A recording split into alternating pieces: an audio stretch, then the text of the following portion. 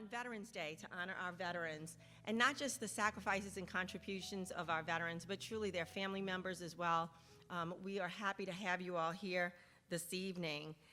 I want to thank everyone, extend a heartfelt thank you to everyone who has served in the military. So if you have served, could you just please stand up if you've served? Thank you for your service.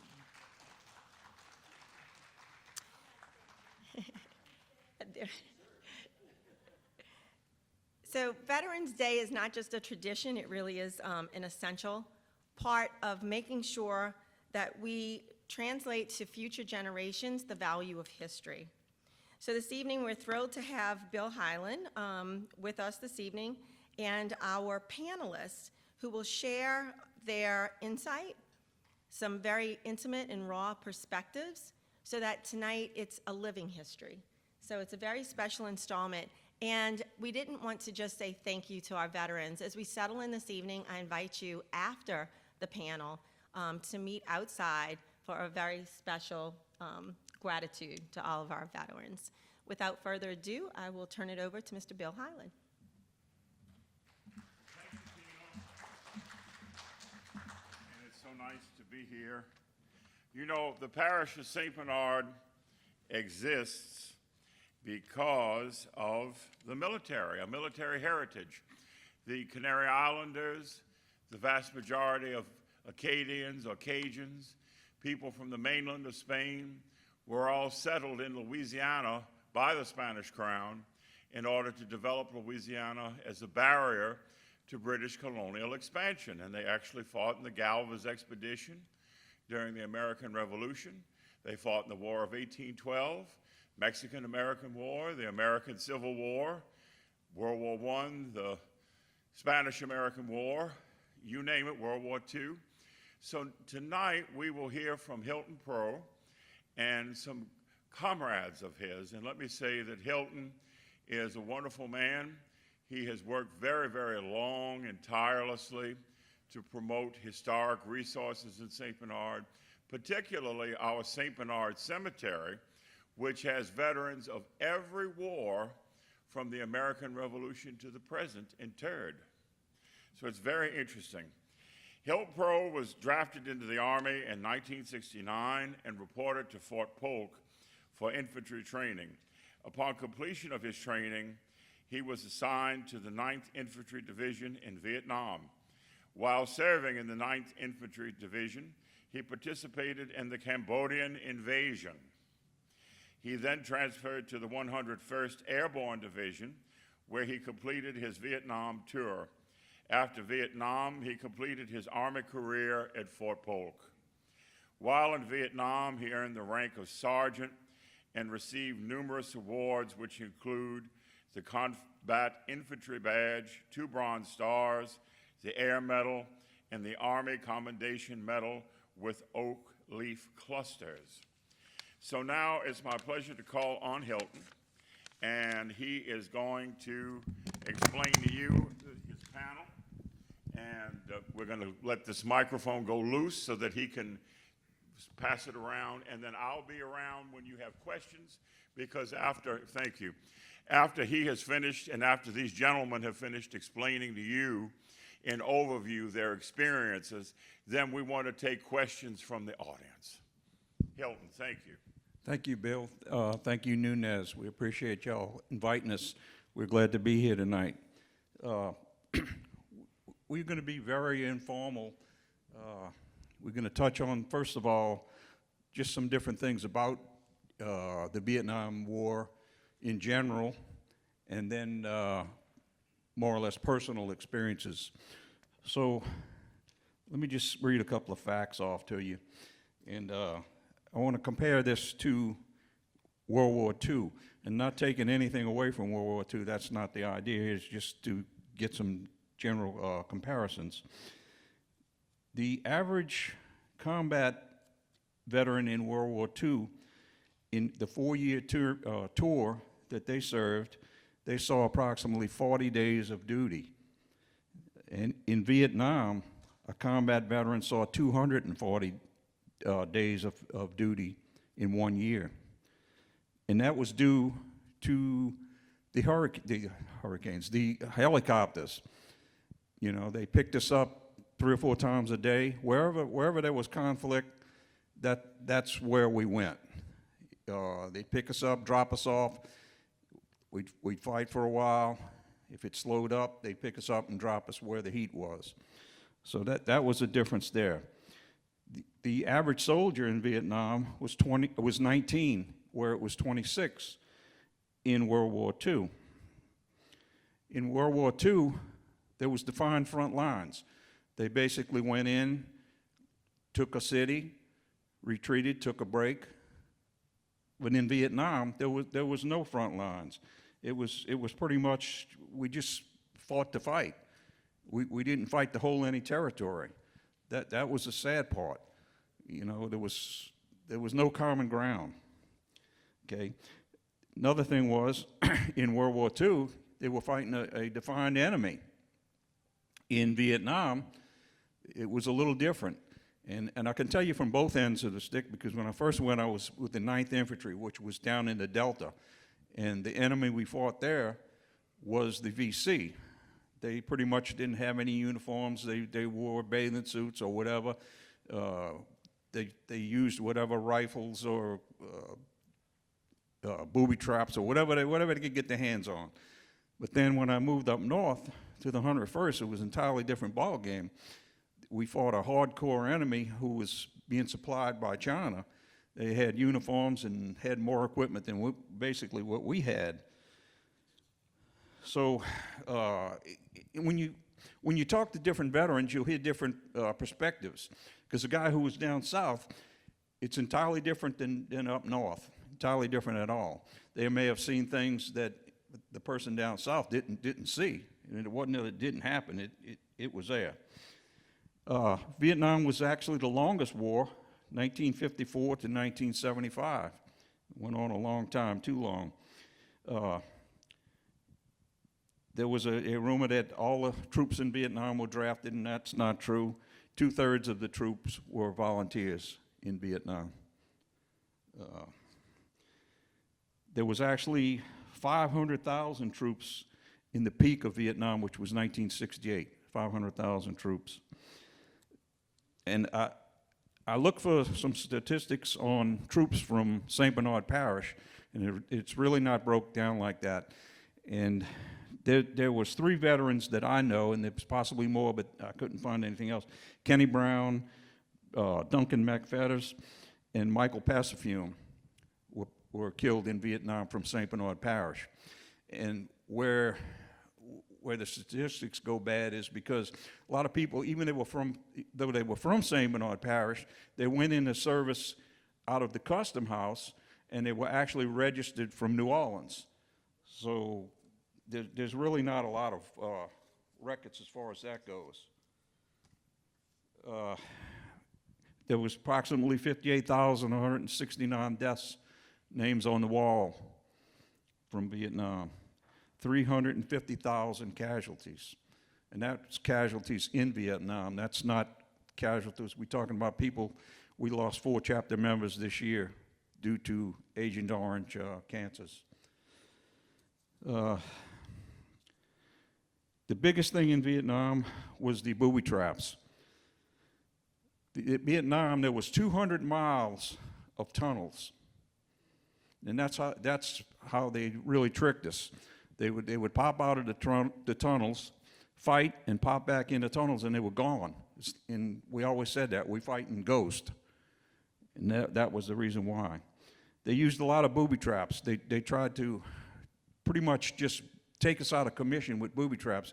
They didn't really care whether they killed us or not. They could slow us down by using these booby traps, and they used a lot of local ingenuity on doing that. So. But anyway, that's just a few of the facts on Vietnam, and I'll tell you a little bit about my personal history in Vietnam. I was in college, doing well, and all of a sudden, I got a draft note, a change of classification to 1A. If you had 2S, that was a student deferment. If you had 1A, that means you leaving soon. So I get this in the mail, and I called them up. I said, what's going on with this? And he said, oh, it's just a mistake. You can go to your school, get the paperwork, and bring it here, and we'll straighten this up. So all of my friends would go, and I said, you know what, I'm just going. So I went in. I went to Fort Polk, did infantry training at Fort Polk, advanced infantry training at Fort Polk, leadership preparation, Fort Polk, and then Vietnam. Again, I went with the 9th Infantry down in the Delta and fought with them. From there, we went into the Cambodian invasion. They had decided that the troops were sneaking into Cambodia and going across the line, and we couldn't go into Cambodia, so all of a sudden they said, we need to go into Cambodia and stop this. So that's what we did, and that was quite a mess, believe me, it really was. And we were, if I remember right, it was supposed to be like 60 days or 90 days in Cambodia. And I remember my mama sending me a newspaper clipping from the Times-Picayune saying all the troops were out of Vietnam, out of Cambodia, and we were still in Cambodia.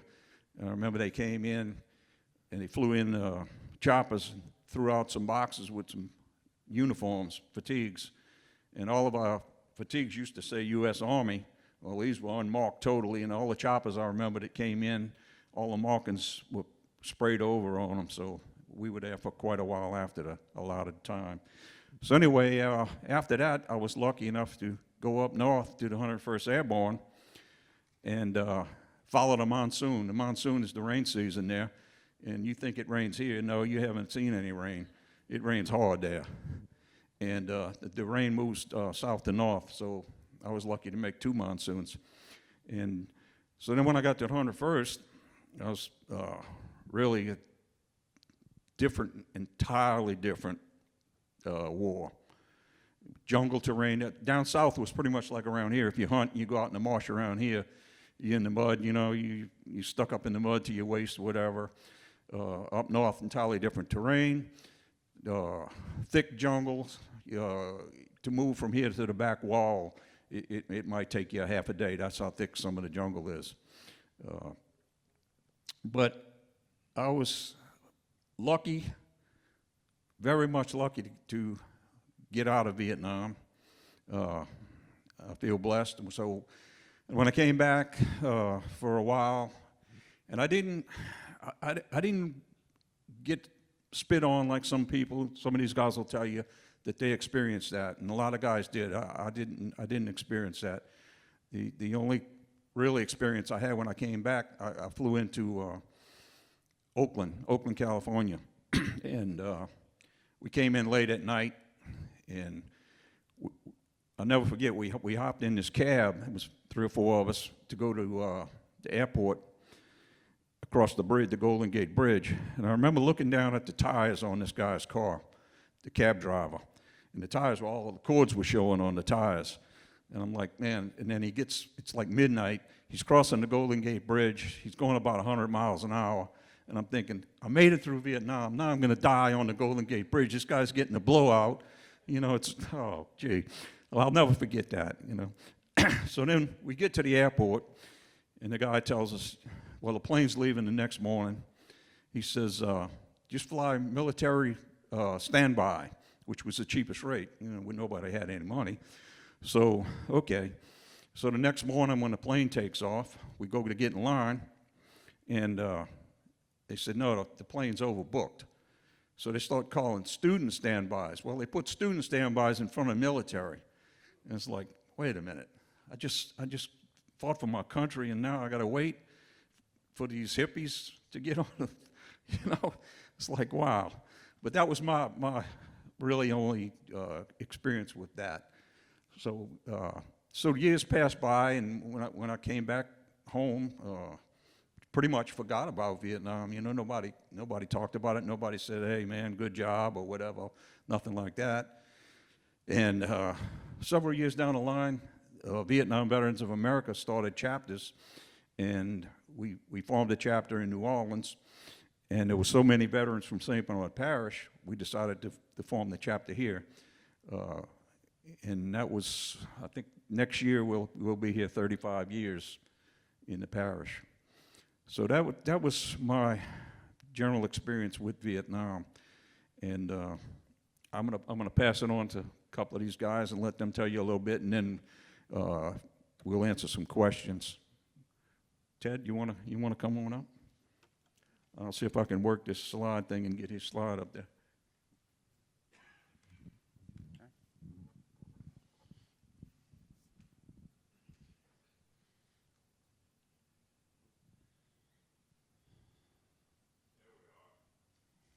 All right. My name's Theodore E. Guerin, Jr. I'm from St. Bernard Parish. I went to St. Bernard High School, but I went to Vietnam in 1968 to Fort Polk, and I had my training at Fort Polk. And after training, we left there and went straight to Vietnam. Then when I got off of Vietnam, I went to another training to learn to be in Vietnam for 2 weeks. Then from there, well, let me go back. I was assigned to the 82nd Airborne. That's where I was with, the 82nd Airborne. And then I went out into the field, and what we did was, like Hilton said, I was in the rice paddies when I got there. So we walked around the rice paddies for about, maybe 4 or 5 months. I was out there with wet feet, dry feet, bleeding feet. So after I got there, I went to the rear, and the sergeant I met up there, then I got with him, and we started going on recon out there by the DMZ for looking for bodies and shooting up stuff and stuff like that out there. But that's what we did. We did ambushes out there and watched after everything was over. We'd go out there and look and see what we got, bring back, and intelligence would come out there and look at the people and try to find out where they were from and if they was friendly. Because in South Vietnam, you had North Vietnam that was in there. You didn't know who they were. You know, you might have been out there right with them or something. You know, so after that, I went. When I come back from over there, I got about two months. I stayed there 13 months because I wanted to get a 6-month early out. So I stayed 13 months there, and then I got on a helicopter, and they had me changing the frequencies on the radios. So I did that for 2 months. Then after that 2 months, I went back to Oakland, California. Then I came home. But I didn't have no problem with anybody spitting on me or anything like that. But that's what I did, you know. So.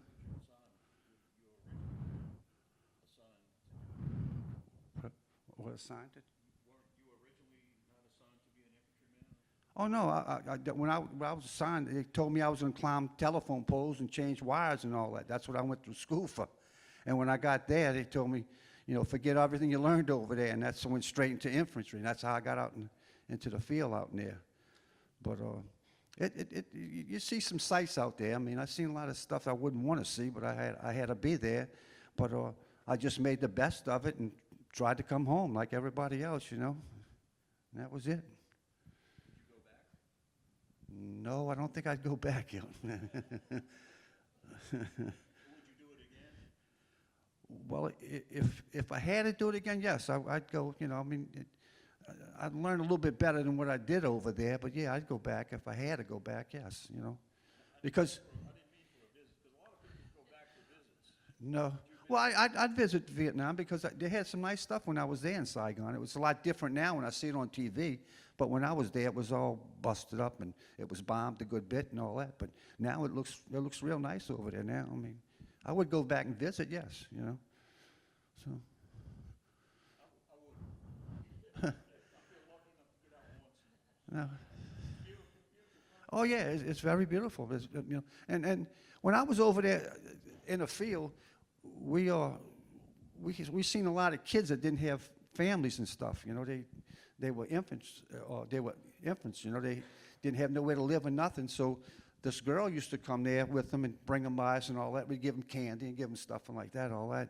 And it was back in the rear, and they had a hard time. You know, it's a hard life over there for them. You know, what I seen. You know, I mean, a lot of them lost all their parents. They're just living with what they can, you know. I guess people trying to help them, you know.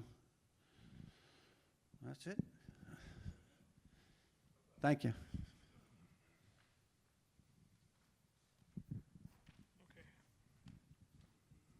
Okay, everybody, my name's Henry Catania. I was in the United States Navy. I hit Vietnam October 27th, 1969. They told me happy birthday. I hit Vietnam on my 20th birthday, no cake and ice cream. Get your behind over there and go to work. And we sailed over there. When we left San Diego, we went to Pearl Harbor. We went to the Philippines. We did 3 months in Vietnam. We never hit land. And people say, oh, you was out on the water. Oh, it was nice out there. No. You would have a ship as big as 300 feet, a football field, and you'd have another one behind you a little ways. You would lose complete sight of it. Waves would be 50 foot and better. And 1 minute you're walking on the floor, next thing you'd be walking on the side because the ship would roll. And hey, we did this for 3 months out there, and they'd put you in a room, they put you in your GQ station, general quarters. And however many men was in there, they'd bring you a bucket. That's where you did your waste at. Then they'd bring you some more for food later on, for everything. And we stood in that room for 4 days, never moved. And, you know, when you get out of there, hey, if you eat, they say some of the worst food there is in the Navy, but at least it goes down the same way, you know? And like I say, they shot at us, and luckily, we didn't get hit lucky because they knew how far their ammo would travel. And we stood right outside of there. And what we did, we protected these, we would shell in front of these people. We would shell and kill what's in front of them to stop them from being killed. And we did this, like I say, 3 months, we never hit land. And then we went to Taiwan. So hey, the Navy will take you for a ride, you know, but, and then we back at Vietnam again. And we go through the same thing. We go to shelling, and we just wouldn't, like I say, 4 days. They had one time we couldn't walk on a deck. They had so much brass. That's how much we shot. And like that man told me earlier, he says, oh, you still got your hearing? Yep. And we had them gun mounts. They would go to smoking. That's how much shooting we do. And we'd run out and refuel, and that was not nice. You had a big hose front, big hose back, that big around. You'd pull one front, one back, and they didn't care how nice the water was. You still pull them lines across while there. And going through the Japan Straits, we hit a typhoon. Try riding through a typhoon on a little boat about that big. Nothing nice.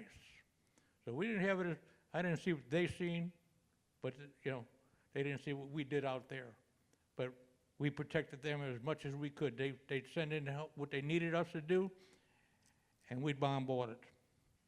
And, you know, and I got out, I was there 69 to 71. And not all Vietnam, and like I said, they took us different places. You know, I went to Australia, I went to Sasebo, Kaohsiung, Hong Kong. So that was some of the places they took us. So, hey, join the Navy. You can go touring. You don't have to pay for these big tour boats, you know? And, but everything, hey, everybody was like brothers on there. If you went, back then they never had women on the boat back then. Everybody was like brothers.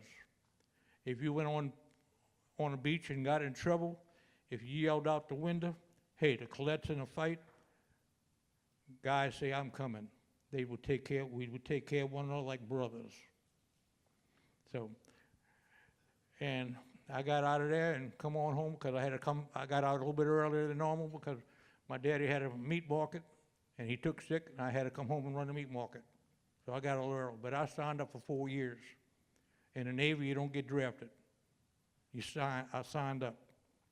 So anyway. Would you go back? On board ship? Anywhere, Oh, no, I'd go back on board ship. That's where I thought I was going, because I used to like to do a lot of fishing. I said, well, I'm going on a boat. I'm going fishing. Boy, that was not nice, you know? And like they say, some of the food they fed us on that little destroyer, whew, it was so bad. If they actually had real eggs, they would pass it over to intercom. We have breakfast that's now being served, and we have real eggs. Because everything else you got was powdered. And then I got transferred to a larger ship, Because once they found out how much of a pipe fitter and a pipe welder I was, they transferred me to a big ship that I knew how to work on other ships. And that there, I couldn't believe. I thought we was eating in officers' quarters.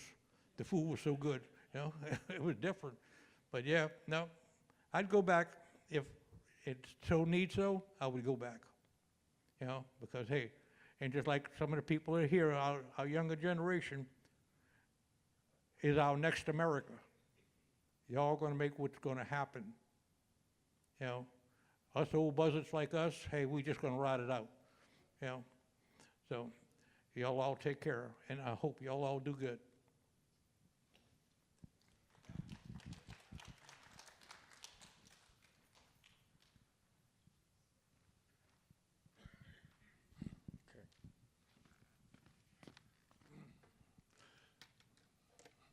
Oops.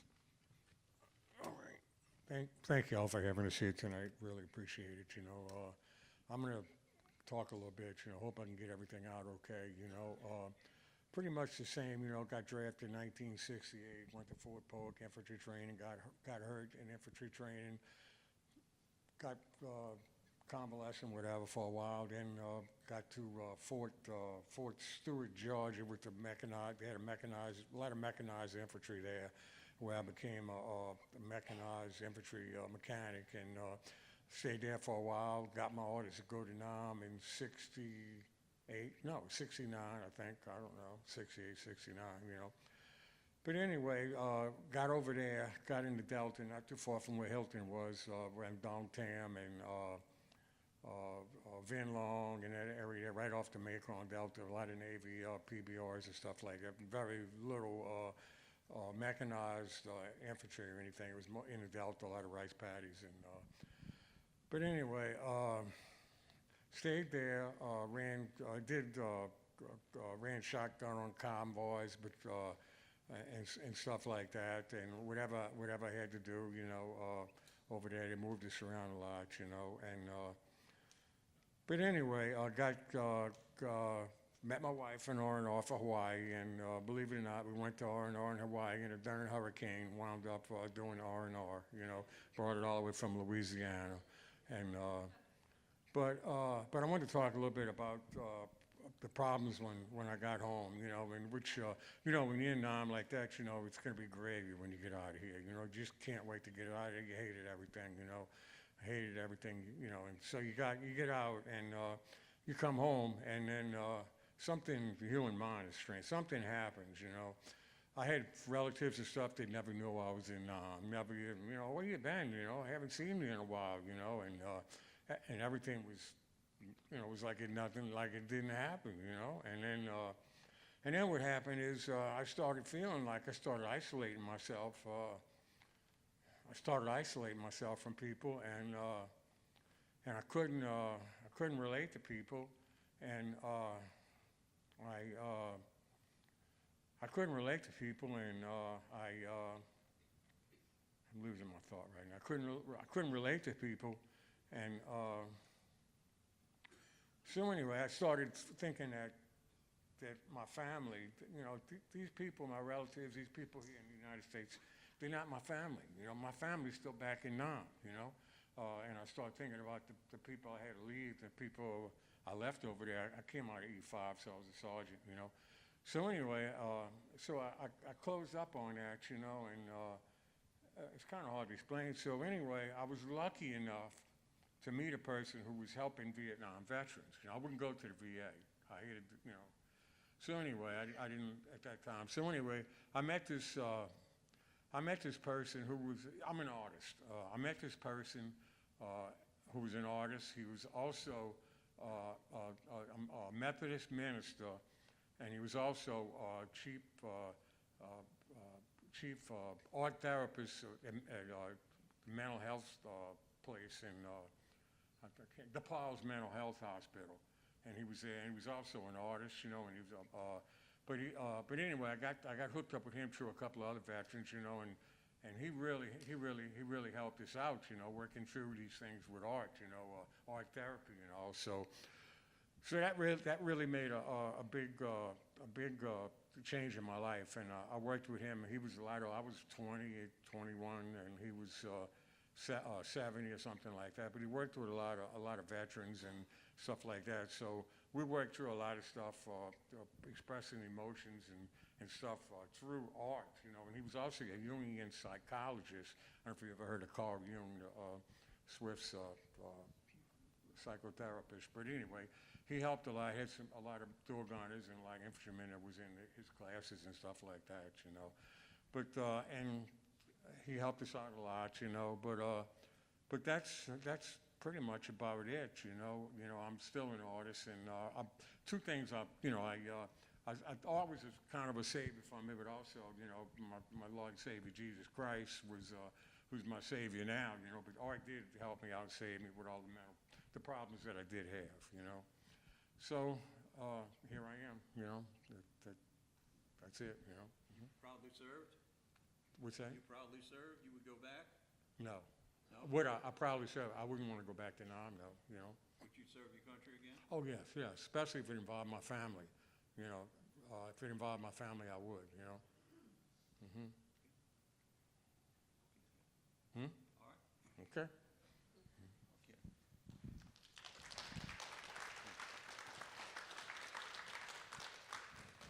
I want you all to know that, just to give you an idea of how Cal is still serving our community, last week we had museum days, and we had 1,100 children, first graders and sixth graders, and they were absolutely enraptured by his beautiful duck decoys and his carvings, and just so enjoyed it.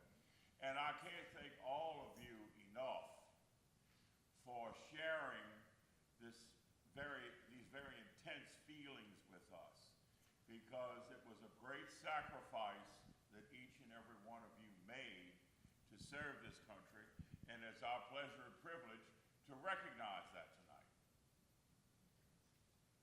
Okay, Bill. I just wanted to say one thing that came to my mind.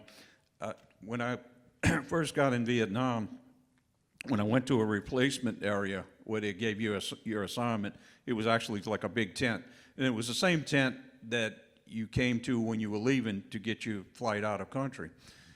So there was a couple of us, we were sitting there, and the two guys came in, they were leaving the next day, and they were talking, and we were listening to their conversation, and it's like, what's the first thing you're gonna do when you get home? And the one guy tells him, he says, well, I'm gonna get a big glass of ice water. And the other guy says, I'm gonna get him a big bowl of vanilla ice cream. And I remember that. And you know, when you're first getting there, it doesn't mean anything to you.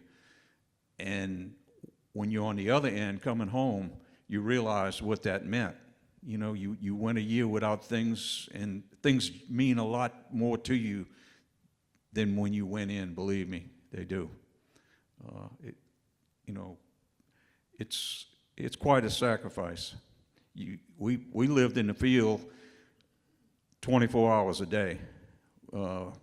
We rarely came in. Every once in a while they would let you come in what they call the stand down, and they'd serve you some hot food. But other than that, we had the sea rations, and every once in a while they would give you what they call a lerp ration, which was this stuff, something like what they use now, the freeze-dried stuff.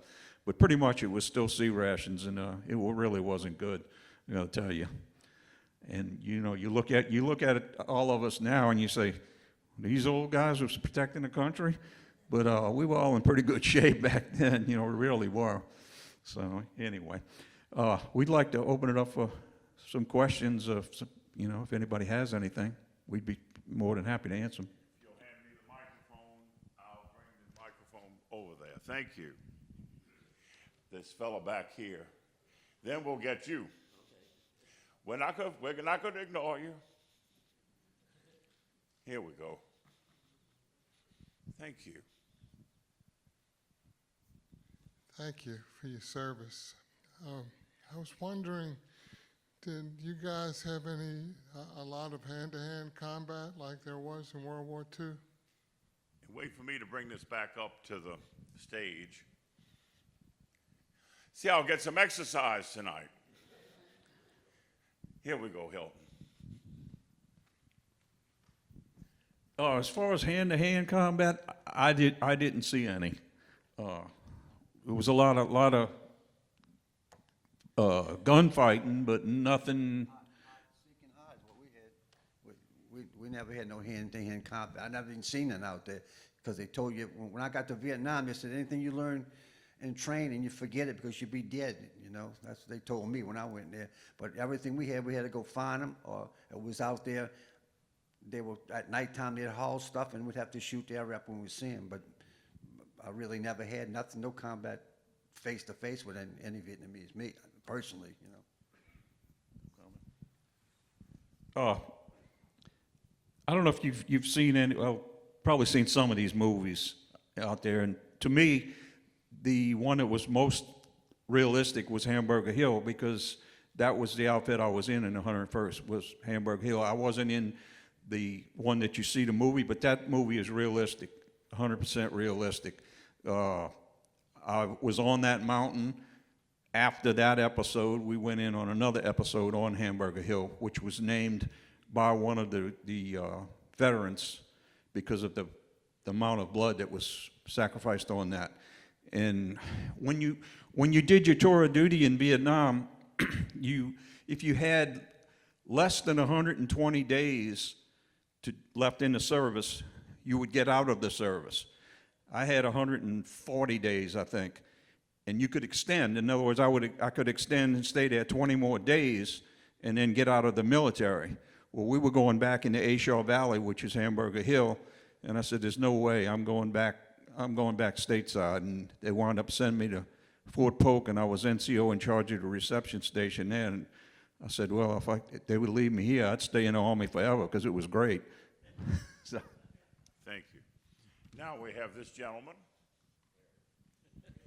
You are a gentleman. Hilton, my question for you is on a lighter side. I served on World War II aircraft carriers during Vietnam. Were your sea rations from World War II like ours? Yes. They last a long time, believe me. Are there any other questions? Okay.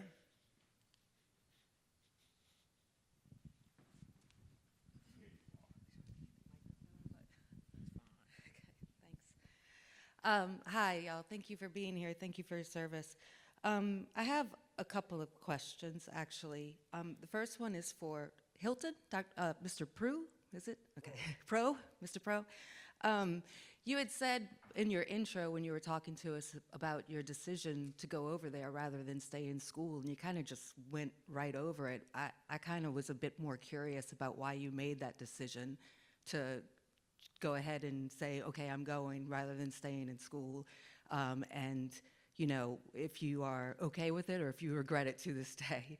And then the other question I have is actually for everyone, even though you gave a little bit of insight on this, but I did have a question about if there are any particular books or documentaries or movies that you all would recommend that, you know, you think give the best insight to being in Vietnam. Thank you. So here we are. Okay, and as I said, I was in school doing good, and I got change of classification, and I got to think about it. I said, you know, all my friends from the neighborhood that I grew up with, they were joining, or they were getting drafted. I had uncle who was in the military. My dad couldn't serve for different reasons, and it was sort of a family tradition. I said, sooner or later, I'm probably going to go anyway. Let me just go. It's time. Everybody's going now. I don't want to be the only one staying back home, you know, and they're all doing the fighting. I should be doing this too. And so I did that.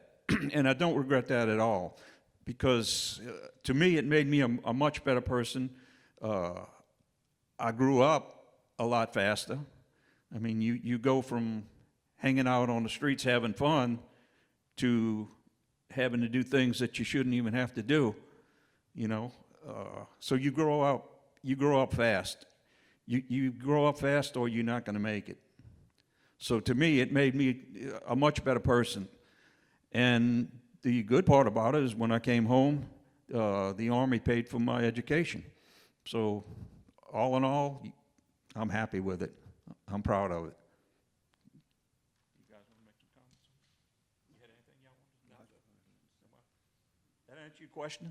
Yeah, well, the first question, but I the second question, thank you. The second question about, if y'all know of any books or Oh. documentaries or movies. Okay, again, like I just mentioned, Hamburger Hill to me is the most realistic movie that I've seen. I've seen most of them. To me, it's the most realistic episode. And you can do some research on it. Apache Snow is the actual code name for that mission. Any of y'all want to comment on books or movies? A lot of it's made up, I mean, it ain't that. A lot of that's made up. I mean, it's just based on what they see, that somebody tells them about, but it's different when you're over there. It's altogether different. I mean, you get an idea, but there's a lot of stuff that you don't even want to hear that goes on over there that you see. That's people don't talk about it. But you just got to take it on the movies and just say, well, that's an idea what it was like over there. But I mean, I didn't ask to go there, but I had to go there, and I just made the best of it as when I was over there, and that's all I did. Just to get back. I mean, I wasn't no hero. I didn't volunteer for nothing. I just did what I was told and tried to stay out of trouble and just, whatever was out there we done and, watch it back here and there, That's all I did. And I think that's what most people did, was learn fast. You had to learn fast. If you wanted to survive, you better get with somebody that knows, or you better learn fast. So we have another question. All right, we're going to get this gentleman back here, then we'll get Kristen.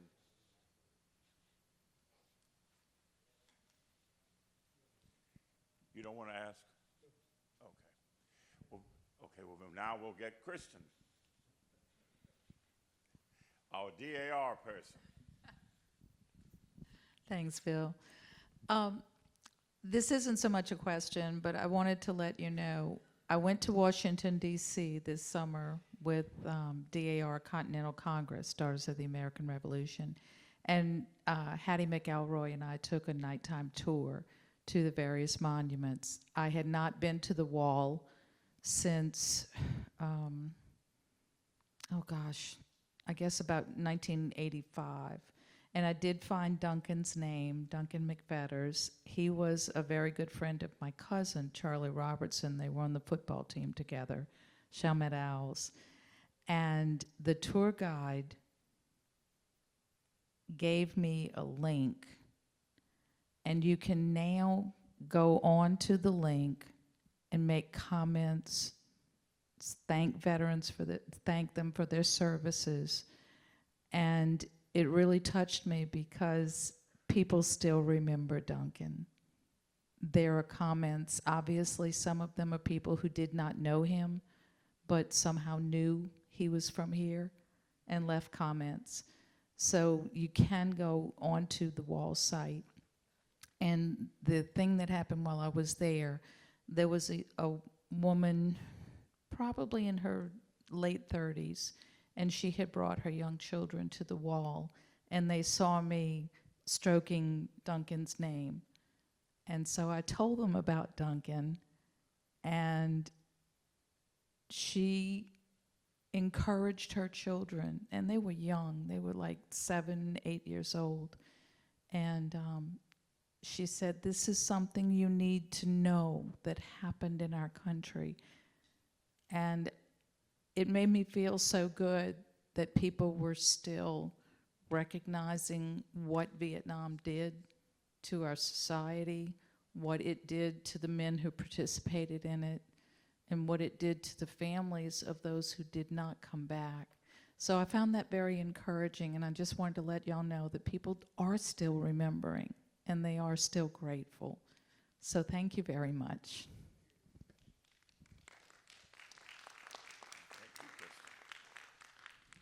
Are there any other questions? Okay. I'm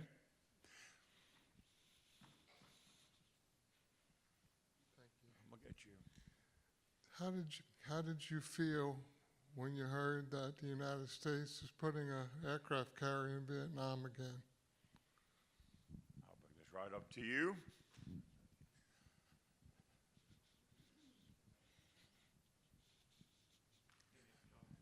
I have it. Wait a minute. When you're talking about putting another aircraft carrier, the people that's on there now, it was nothing like that then. Now you got ladies on board, which they never had before, and it's a different ball game. And the recruits that are being trained today don't get trained like we were back then. It's a total different ball game, and now they got electronics that's unbelievable. They can spot anything coming to them in the wrong direction. When we was over in Vietnam, we'd have, they call them fishing boats, big fishing boats. They were Russian fishing boats that would come in between us. Sometimes we'd be refueling, like I told you earlier. They'd come right down the middle of us, and we'd have to break away. Couldn't do nothing to them. So when you say there's a carrier going over there, you don't know what the carrier's up against until it gets over there and sees what's going on. And it's crazy. And, you know, like I say, Russian boats. And back then, like I say, they didn't have women on the boat. The Russians did. They had women on their boats because they'd be looking at us with big eyes, the big binoculars like this, about that long. They'd be watching us, watching them. And like I say, another time we were sailing pretty good, and they came right across our bow, about from here to that back wall. And for things that don't have brakes, that's close. And we didn't, for whatever reason, the old man did not do nothing to him. So you gotta just watch and see what's going on. And hopefully that carrier and like the planes that they're sending over there right now, like the F-35s and all that, and the new planes that we have over there, hopefully it's gonna keep everything, you know, because what President Trump is doing, you know, a lot of other presidents didn't do. So it's a wait and see what's gonna happen. And I don't think China and Russia can get together enough to do us anything, but it's something that we gotta watch. Let me just share this real quick while I'm thinking about it. You said, Kristen, you said about the wall. I want to just share this. When I think it was back around 85, 86, Loyola brought the moving wall down to the college there. And we, as a chapter, you had to have somebody there 24 hours a day, and they wanted Vietnam veterans. They called you a wall walker, and you would be there to assist somebody 24 hours a day if they came to visit the wall. So I got there in the evening, and I think it was Channel 4 was out there, and they wanted to interview me. So I said, okay, and they said, well, and I had just got there. I first time, never had been to the moving wall, or any wall, and they said, whoever it was, I don't remember who the reporter was, you okay with it, or do you want to go to the wall first? And I was like, no, I'm okay with it, let's go to the wall. And I didn't realize the effect that it was going to have on me when I got up to the wall. And I mean, it's just a tremendous effect when you see that wall and you touch those names. And then years later, we went to Washington, D.C., and again, it had the same effect on me. And it was a really touching experience. It's almost like being in a church. It's incredibly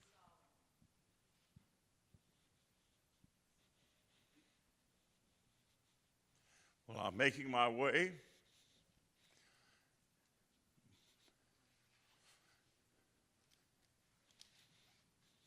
Here we go. Thank you. Thank you. I just wanted to say thank you guys for your service, and also thank you for taking your time to come out and talk about the things that happen with you guys. There's so many veterans that need an outreach, some way to reach out and talk to people, and they don't get the opportunity, and a lot of guys don't feel comfortable doing it.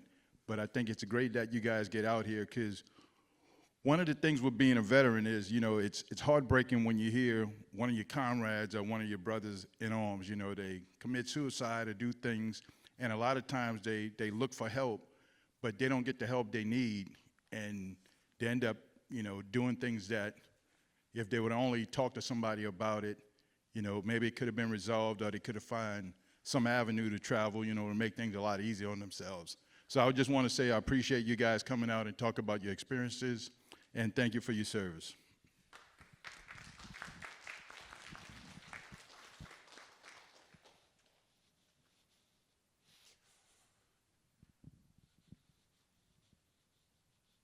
So here we go. You know, what you're saying, that's one of the things we do as a veteran group. You know, our group is unique because it's strictly Vietnam-era veterans. You want to say Vietnam-era, anybody that served anywhere in the military during the Vietnam War, not specifically a combat veteran, could be any veteran, because our belief is, and my belief strongly is, a veteran is a veteran. Especially back in those days, when you went in the armed forces, you didn't say, well, hey, I think I'm going to go do this. They said, hey, shut up and get over here and do this. So you didn't know where you were going. You know, just like Ted said, he was supposed to climb poles, and he wound up in Vietnam as an infantry soldier, and I saw that quite a bit. One of the guys who I actually went with in Vietnam, he was an infantry soldier, and he had a degree in finance, and it just so happened when we got to Vietnam, he was talking to this guy, and he got in finance. So you didn't know where you were going to be in Vietnam. But one of the things we do for our group, we try to help veterans get their benefits, tell them what's available out there. Most of the veterans, I mean, we're 50 years down the line, and guys are just finding out that, gee whiz, I can get some help with this cancer I have, or this PTSD I have. There's help out there. If you don't belong to a veteran group, nobody's going to come knocking on your door saying, hey, why don't you come do this? And when a veteran comes in a veteran group, they have somebody that they can talk to that's been in the same experience with them. And we don't have all the answers, but we can tell you what direction to go in to get some help. And believe me, the system has changed a lot. The VA hospital, the new hospital that's down there, is phenomenal. I wouldn't go anywhere else. If you ever knew anybody that went to the old hospital and they told you horror stories, they're true. This hospital is fantastic. The doctors are fantastic. And anybody that tells you any different, the problem is not with the hospital. Believe me, it's not. They're fantastic. But, you know, you see a plane wreck. You know, they talk about, oh, these people, they got in a plane wreck. They survived. They've got PTSD. Well, think about a veteran who was out there every day for a year, seeing things that he should have never seen to start with, every day. And then when he says he thinks he might have PTSD, he's got to go through a tremendous rigmarole to try to get some help. And that has turned around. It's a lot better. But sometimes you got to pull teeth to get the resources you need. Well, I think we have one final question from our Chancellor. So both a comment and a question. I also just want to echo thanks and gratitude. Thank you for your service. Thank you for taking the time to be with us tonight. And as we close the program, I want to encourage everyone to go out. We want to be out there for 8 o'clock. It's a very special thank you. But on these last few minutes, you know, every semester we have thousands of students who come in. Our average age here at the college is about 25 years old. And so many of those students still may not be sure of what direction they want to go in their life. So if you were sitting across the table when we're advising students and they expressed and shared that they were considering entering the military, I'm just curious what advice or insight you would share with those students.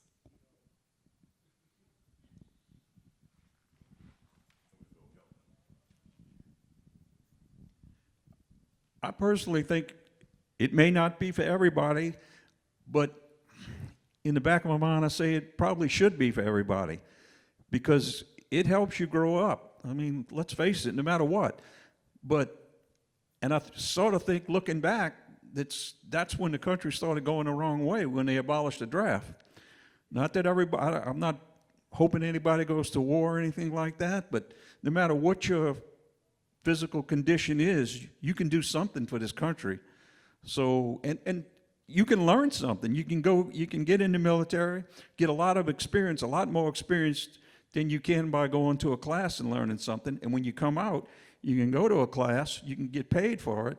So, yeah, I think it's good.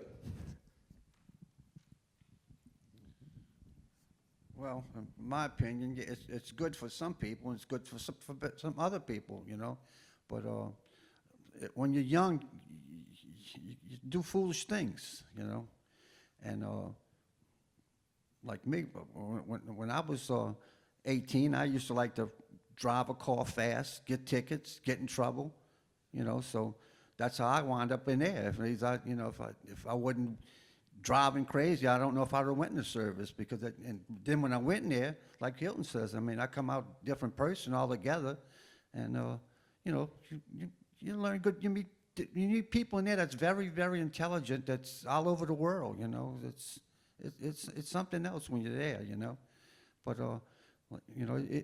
it's a good, like I say, I think every young kid should go in for at least a year or two and serve his country and learn something else, you know, and come out and start a family, you know. But it's like I say, some people never seen stuff over there. Some people did. It depends where he was at and what you was doing, like Hilton says, you know. I mean, some people never even went in the rear. Like he said, his friend got paperwork and probably never seen out in the field, you know. So it's a matter of opinion. Just like they have had on TV lately about, instead of different stuff, they teaching these young boys how to go be welders, plumbers, and stuff like that. My grandson, he wants to become a HVAC man. That's people that take care of the big air conditioners in these big high rises and that. And my daughter's a financial advisor over at Camp Lejeune for the Marines and all that. And she's checked into all this. They will pay for him to go to college to learn this, plus they're going to teach him welding and the fitting, but he's going to learn how to run, like in this building here, all the AC, heat, whatever it is, he's going to learn. They're going to teach him, and the military is paying for it. So these kids today, if they go in there, they could get a lot done and help their entire families out with some of the stuff. I had a son-in-law that was 15 years ago, he was emptying portalets. Right now, he's the chief engineer up in town. Like when you drive down 2-lane, you see that steam coming out of, that's him. It goes from the Hyatt Regency all the way to the hospital. He's in charge of all that. He's the chief engineer. 15 years ago, like I say, he was emptying portalets. And that he helped out with the military and that, and this is what you can get done. All you got to do is get there and get it done. And again, like I say, my daughter over in Camp Lejeune, a lot of these young kids today, they think they can go eat 3 square meals out on the street and drive around in BMWs. No, you got to get and do the job first. Then you can do that. Yeah, I think the military is really good. I think it teaches young people discipline and prepares them for life, even if they don't make a career out of it.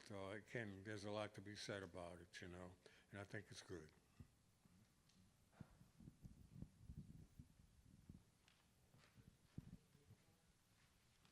Well, we thank you all eternally for your service.